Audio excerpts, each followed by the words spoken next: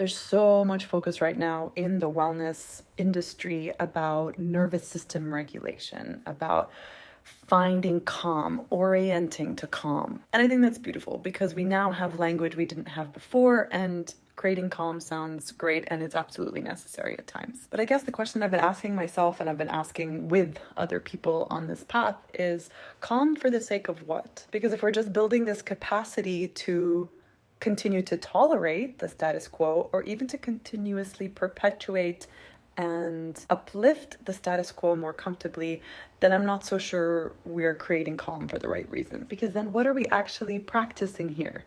We don't want to just practice for the sake of getting better and better and calmer and calmer. When we talk about building capacity, what I think is that this capacity is there for us to build an ability to stay present and to stay connected. And as we witness so many difficult things in the world around us, that capacity also means an ability to stay with a certain level of discomfort or confrontation that we should be able to hold and be with for a certain amount of time, so that we're not just immediately shutting it down, pushing it away, turning it off, closing our eyes, closing our ears, or bypassing it completely. And equally, it can't all be capacity for action, capacity for discomfort, capacity for mobilization.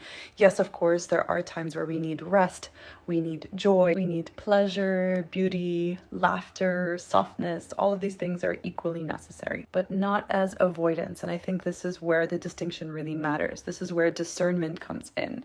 When are we using rest as a way to build capacity for what matters to us most, for what matters to the world, what matters to the people that we love? Or when are we using rest as a way of staying further disconnected from the things that we care about? Because sometimes what we call protecting our peace is actually us just practicing a certain level of disengagement. And so I think real embodiment isn't about choosing one or the other, action or rest.